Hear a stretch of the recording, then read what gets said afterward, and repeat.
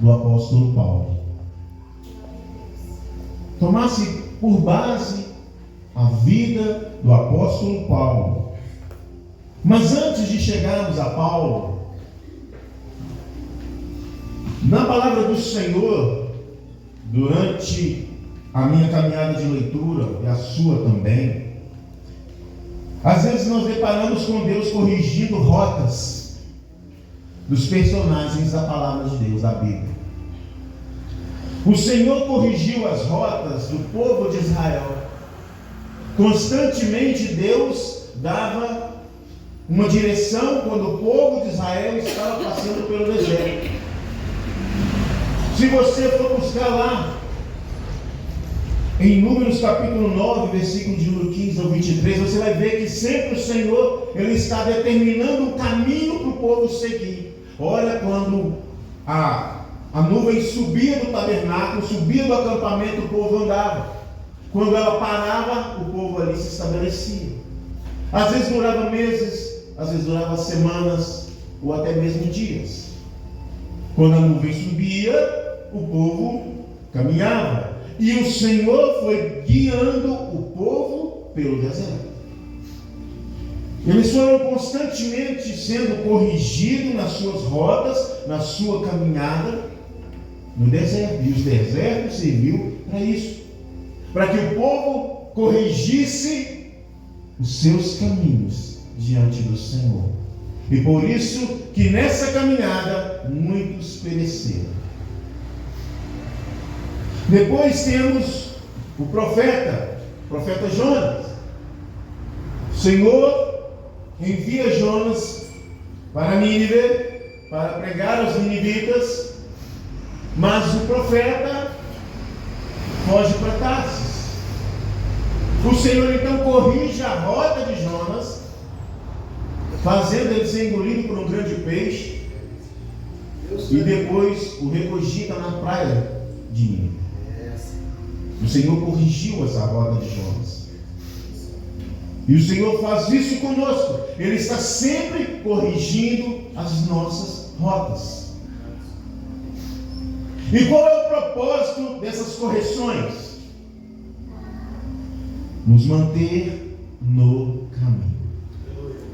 Manter-nos no caminho do Senhor, da sua palavra, da sua direção.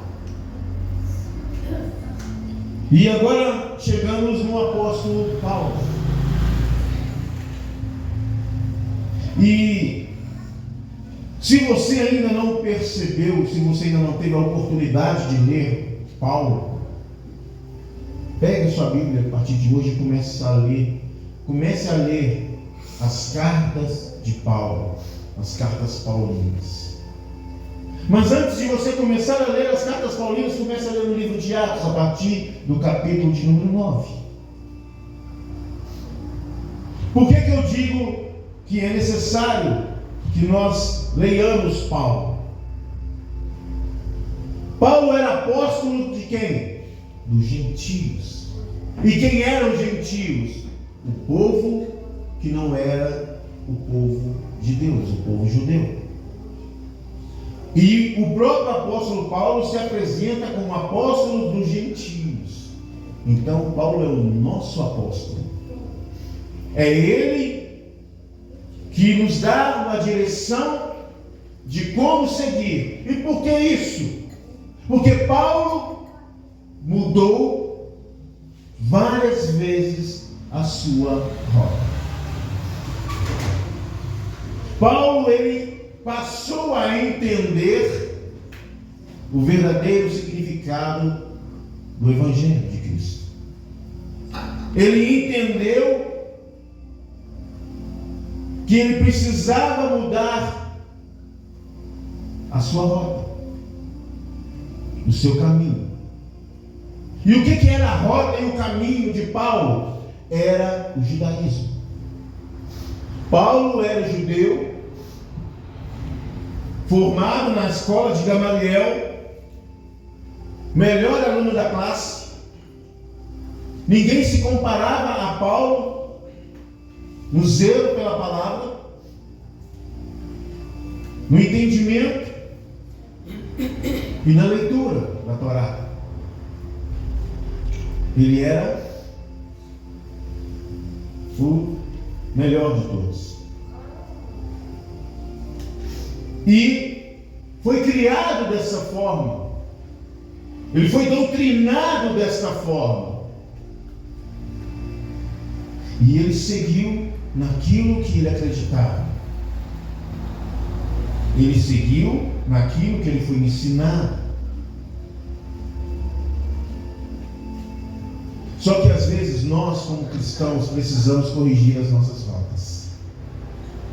Nós precisamos reavaliar os nossos caminhos.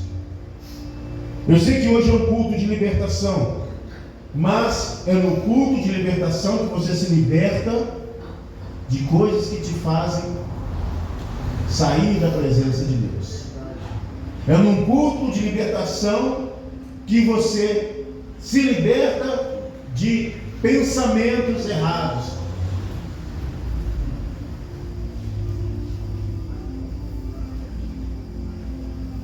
E foi isso que aconteceu com Paulo. A partir do capítulo 9 do livro de Atos, fala da sua conversão. Quando o Senhor Jesus aparece diante dele no caminho de Emaús, de Damasco, ele cai, fica cego durante 3 dias, não come, não bebe, jejua 3 dias, e o Senhor começa a redirecionar o caminho de Paulo. Começa a dar a Paulo um novo entendimento da palavra de Deus. Mas afinal de contas, pastor, o que tem a ver Paulo comigo? O que tem a ver a vida de Paulo com a minha vida? Eu gostaria que você abrisse lá em Atos capítulo 9. Amém? Atos capítulo de número 9. Atos dos Apóstolos é o livro escrito provavelmente por Lucas a Timóteo. E Lucas foi um daqueles que acompanharam a vida de Paulo após a sua conversão. Então ele tem autoridade para dizer e para escrever o que está escrito aqui. Amém? Atos capítulo 9. Glória a Deus.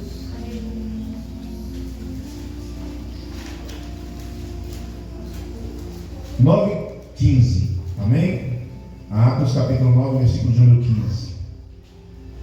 Diz assim: mas o Senhor disse a Ananias: vá, este homem é meu instrumento escolhido para levar o meu nome perante os gentios e seus reis e perante o povo de Israel. Mostrarei a ele o quanto deve sofrer pelo meu nome. Amém? Glória a Deus. Quem já conhece a história de Paulo sabe por que Deus disse isso sobre Paulo. Paulo perseguia os cristãos, matava alguns, colocava na prisão. Paulo estava atrás dos crentes em Cristo Jesus, pois não cria que Jesus era o Cristo, o enviado de Deus.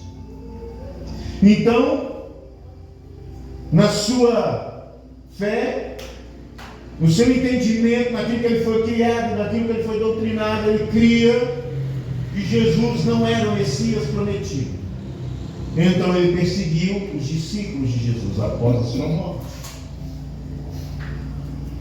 Só que, num determinado momento, no caminho de Damasco, ele tem um encontro com Jesus. Jesus aparece diante dele numa luz e diz: Saulo, Saulo, por que tu me persegues?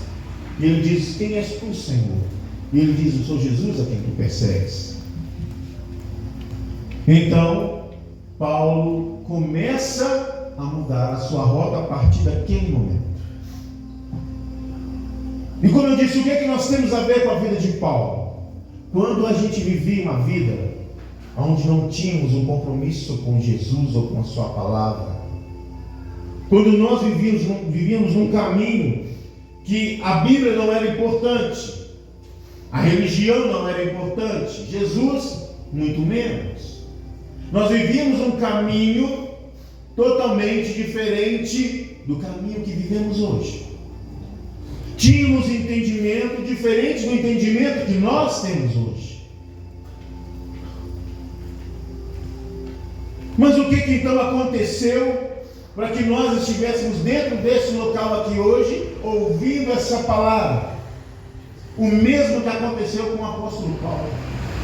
Todos nós tivemos um encontro com Jesus. Todos nós. Em circunstâncias diferentes. Nós tivemos esse encontro. E se você continuar lendo a história de Paulo, você vai ver que ele sofreu, padeceu muitas coisas. Foi espancado, foi náufrago, quer dizer, ele afundou um navio, mas sobreviveu. Foi acometido de doença, foi picado por cobras, espancado inúmeras vezes, expulso de cidades. Mas o que é o diferencial de Paulo? Ele nunca deixou de pregar a palavra de Deus. Aleluia. Em todo lugar que Paulo passava, ele pregava. Essa história é conhecida por todos que conhecem a vida de Paulo, que já leram a Bíblia. Mas eu quero trazer à luz algumas coisas que a Bíblia não diz, mas que podemos entender o que acontece conosco. Acontece conosco. E provavelmente deve ter acontecido com Paulo. Aconteceu com Cristo. E também acontece conosco.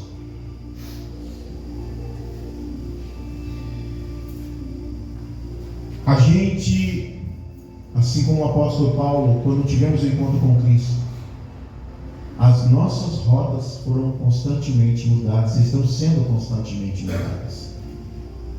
E a partir desse encontro com Cristo, nós, além de mudarmos as nossas vidas, o nosso comportamento, nós nos tornamos totalmente dependentes de Cristo. Nós tornamos totalmente dependentes de Jesus. Nos tornamos crianças que está com determinada idade, que não tem independência, depende totalmente dos seus pais. Assim estamos nós. Somos totalmente dependentes de Jesus Cristo, assim como o apóstolo Paulo foi. Em determinados momentos, ele queria ir para um determinado lugar, para uma determinada cidade, mas o Espírito o levava para outros lugares. E ele obedecia. E assim devemos ser nós. Nós devemos estar nesse patamar. De sermos e estarmos totalmente dependentes de Jesus. Amados, tem acontecido algumas situações na minha vida que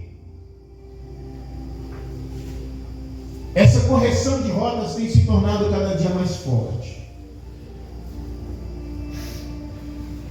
E eu gostaria que os irmãos prestassem, que eu sei que acontece na vida dos irmãos. E aconteceu provavelmente na vida de Paulo.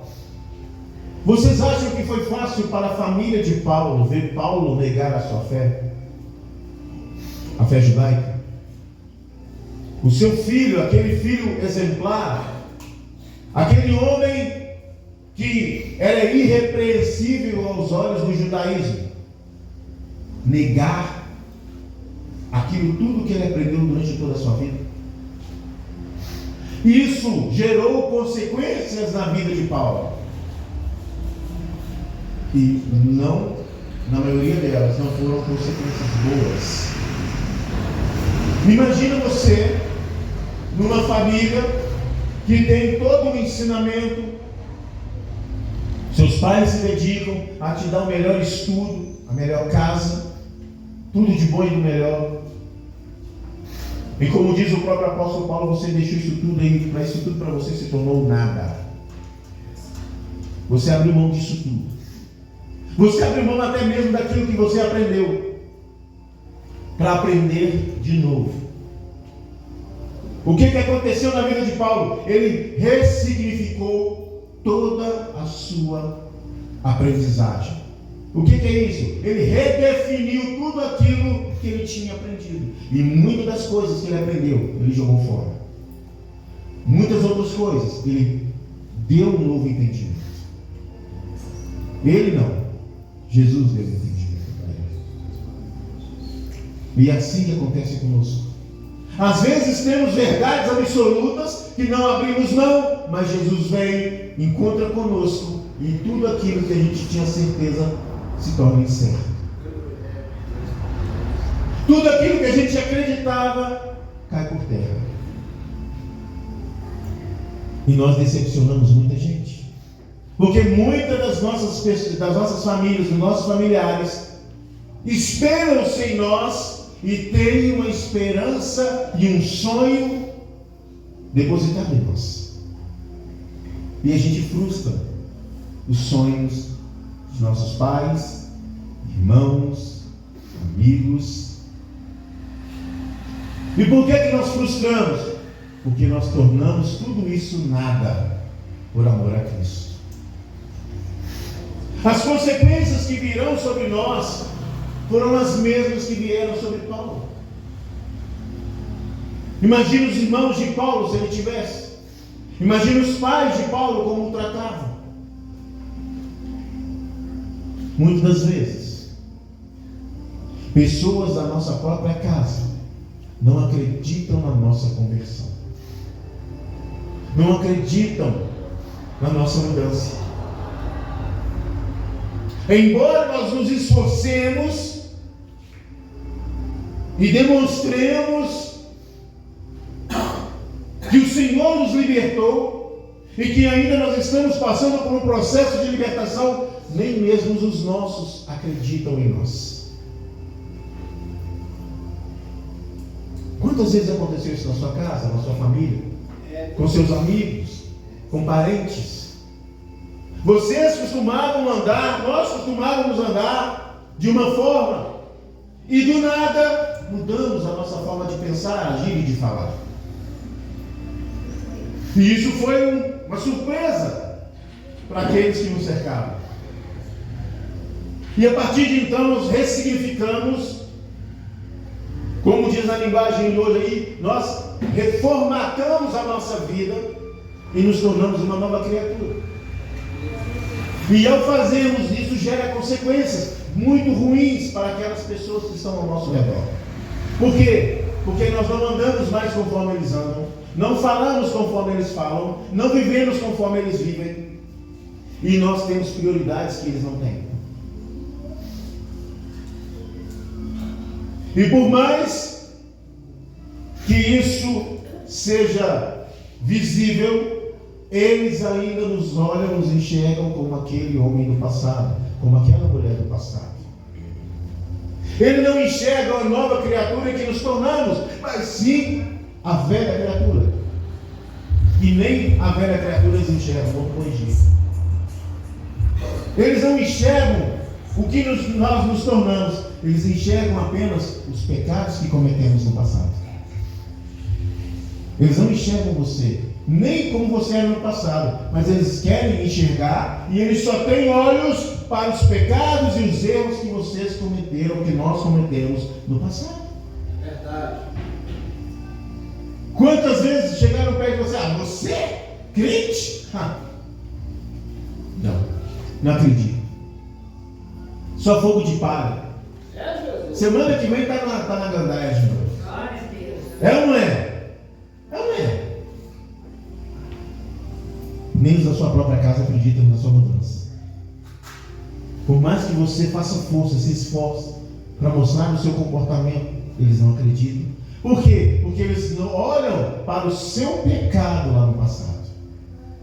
Eles olham e continuam olhando para os seus erros do passado.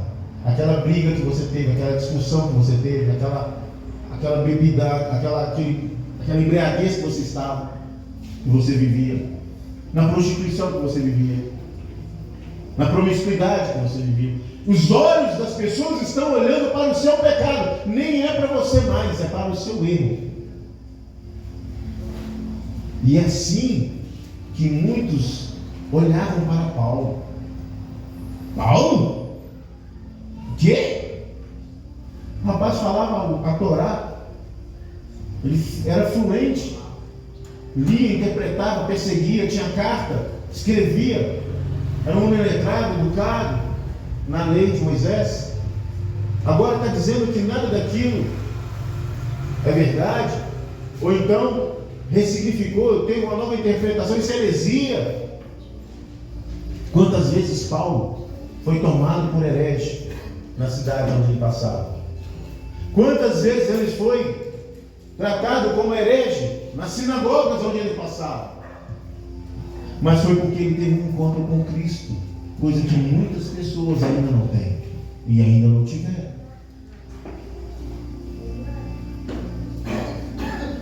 Amados, não pense você que quando você aceita Jesus,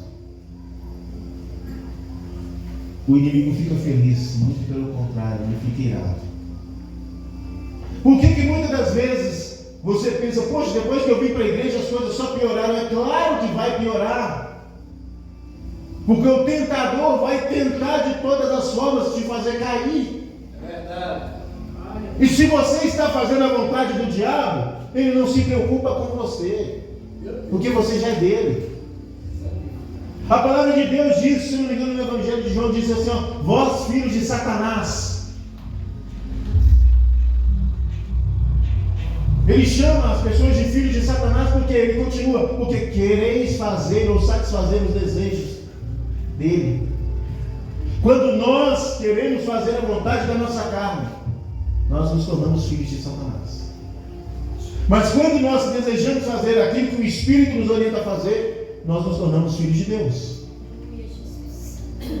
E temos Jesus Cristo como nosso primeiro irmão, o nosso Salvador, o nosso guia.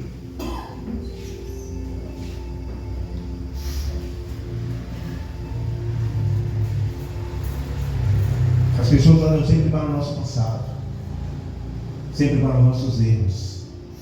E era assim com Paulo constantemente. E às vezes dói no coração, não é verdade? Você ali orando, jejuando, a pessoa passa, só fogo de palha. Se tudo aqui é só para enganar o povo. Amados, eu quero que vocês entendam que nós estamos passando por um processo. E nesse processo, nessa caminhada com Cristo, você vai tropeçar, você vai cair, você vai levantar, você vai dar 2 passos, vai cair, vai dar 1 passo, vai cair, vai andar 1 metro, vai cair, vai andar uma légua, vai cair. Isso é do ser humano, porque nós estamos passando por um processo de libertação. Nós estamos passando por um processo de libertação. E eu estou preparando um estudo para a igreja sobre salvação. E as 3 etapas da salvação.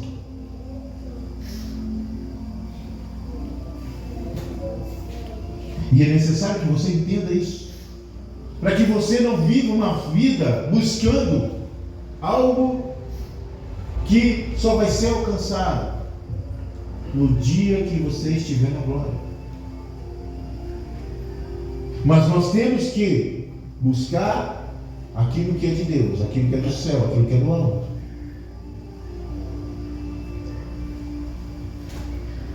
A palavra de Deus diz para nós que não existe nenhum justo sobre a terra, que todos pecaram e destituídos estão da glória de Deus, separados da glória de Deus. Mas a palavra também nos diz que só teve um sobre a terra que conseguiu cumprir a palavra de Deus, Jesus Cristo, e que nós devemos imitar e devemos segui-lo. Mas gente às vezes é machucado por pessoas.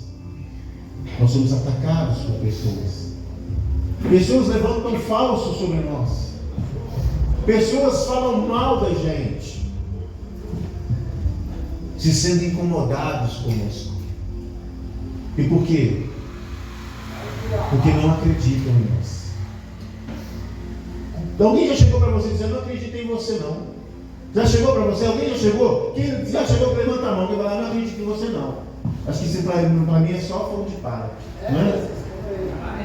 Mas Jesus acredita em você. As pessoas que falam isso não acreditam porque não conhecem o seu coração. Mas Deus conhece. Deus conhece. E Deus sabe que você está aprendendo, assim como uma criança quando aprende a andar, ela vai cair, vai levantar. Você também está aprendendo. E aquelas pessoas que não creem em você, não acreditam na sua mudança, elas não entendem que vocês e nós estamos passando por um processo de libertação do pecado. Nós já fomos justificados da culpa dele. Jesus comprou, pagou essa acusação que era contra nós na cruz do Calvário. Ele já nos justificou. E nós agora estamos sendo libertos da presença, da ação do pecado nas nossas vidas. E para ser liberto de algo que age dentro de nós, é necessário que nós nos purifiquemos. E nesse processo de purificação, vai doer. Vai doer no coração, vai doer na alma, vai doer no corpo. Porque pessoas vão falar mal de você. Pessoas vão levantar falso testemunho de você. Pessoas não crerão em você. Isso é triste. E com Paulo aconteceu isso. Até os discípulos, os apóstolos não quiseram receber Paulo no primeiro momento. Eles não quiseram. E quando foram receber Paulo, eles foram meio desconfiados. Porque eles olhavam para o pecado do passado de Paulo. Eles não olhavam para a transformação que aconteceu naquele momento na vida de Paulo. E assim é como nós. As pessoas só querem olhar para o nosso pecado, para o erro que nós cometemos, e nunca querem olhar na transformação que houve na nossa vida. Eles não acreditam na transformação que houve na sua vida e na minha vida. Mas quando isso acontece, quando a pessoa não acredita na transformação que houve na sua vida, na minha vida, na nossa vida, eles estão duvidando do poder de Deus. Eles estão duvidando do poder de Cristo. E aí sabe o que Cristo faz? Façam que eles façam aquilo que aconteceu com Paulo. Que eles caiam do cavalo no caminho de Damasco. É ou não é, Exalto? Quantas vezes na casa? Você? Chega um parente, Exalto tá aí? Crente? Nada. Conhece ele, ó. Não é verdade? É verdade, queridos. Isso machuca, isso dói. Porque as pessoas tendem a enxergar o que você fez de errado, não o que você tem feito de certo. Já viu no emprego? No emprego nosso é assim, né? Você faz tudo certinho. Aí chegou no final do expediente, voltando 1 minuto para você ir embora, você dá aquela sentada na cadeira para descansar, o patrão chega, você ficou sentado o dia inteiro? É assim. Só vê o erro que você cometeu, mas nunca vê os acertos que você fez. Eu quero que nessa noite você entenda isso. Nós temos que matar um leão por dia, queridos. É ou não é? O crente ele tem que matar um leão por dia para provar que Cristo o transformou. E quando a gente vê dar aquela tropeçada, tem sempre aquele pé. Vai descer mais, para empurrar a gente cada vez mais para baixo. Então presta atenção. São poucas as mãos que te estendem para você levantar, mas tem vários pés te empurrando para mais para baixo ainda. Mas como suportar isso, pastor? Como suportar isso? A palavra é o que Paulo diz. deixando as coisas que para trás ficam. Siga para o alvo, que é Cristo. Aleluia. Não se importem com quem vai te bater. Não se importem com quem vai falar mal de você. Não se importem com quem vai se levantar contra você. Porque isso faz parte do processo. Faz parte da vida do crente. Fez parte da vida de Paulo. Fez parte da vida de Cristo. Fez parte dos profetas e homens de Deus que vieram antes de Cristo. Lembra de Noé? Quando foi construir a arca, o pessoal zombava de Noé. Quando a arca ficou pronta e veio o dilúvio, todos procuraram quem? Noé. E haverá tempo que muitos virão te procurar. E aí você tem que mostrar que você realmente foi transformado por Cristo. 1 Coríntios capítulo 13, se eu não me engano.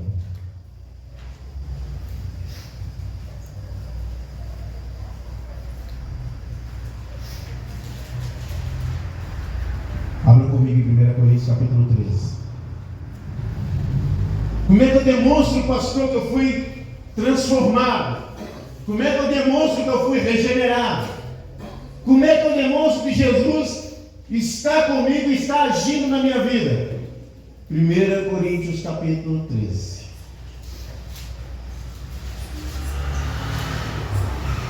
Todos acharam? Diz assim: posso agora mostrar-lhe um caminho ainda mais excelente.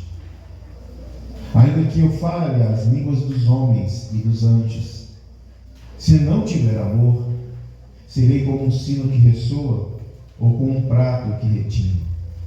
Ainda que eu tenha o dom de profecia e saiba todos os mistérios de todo conhecimento, e tenha uma fé capaz de mover montanhas, se não tiver amor, nada serei. Ainda que eu dê aos pobres tudo o que possuo e entregue o meu corpo para ser queimado, se não tiver amor, nada disso valerá. O amor é paciente, o amor é bondoso, não inveja, não se vangloria, não se orgulha, não maltrata, não procura seus interesses, não se ira facilmente e não guarda rancor. O amor não se alegra com a injustiça, mas se alegra com a verdade. Tudo sofre, tudo crê, tudo suporta, tudo espera. O amor nunca perece. Mas as profecias desaparecerão, as línguas cessarão, o conhecimento passará. Pois em parte conhecemos e em parte profetizamos. Quando, porém, vier o que é perfeito, o que é imperfeito desaparecerá. Quando eu era menino, falava como um menino, pensava como um menino e raciocinava como um menino. Quando me tornei homem, deixei para trás as coisas de menino. Agora, pois, veremos apenas um reflexo obscuro, como um espelho, mas então veremos face a face. Agora conhecemos em parte, então conhecerei plenamente, da mesma forma como sou plenamente conhecido. Assim permanece agora estes três: a fé, a esperança e o amor. O maior deles, porém, o amor. Que você possa amar aqueles que te perseguem. Que você possa entender que nesse momento eles também estão passando por um processo. Aqueles que te batem, que te chicoteiam, que te acusam, também estão passando por um processo. Mas o processo deles é diferente. Talvez o processo deles possa estar ainda para começar, sendo que o seu já começou. Então temos que entender isso. Então, temos que crer, esperar e suportar. Amém? Feche os olhos, vamos fazer uma oração para vocês. E em nome de Jesus, o Senhor estará ouvindo as nossas orações. Fique de pé.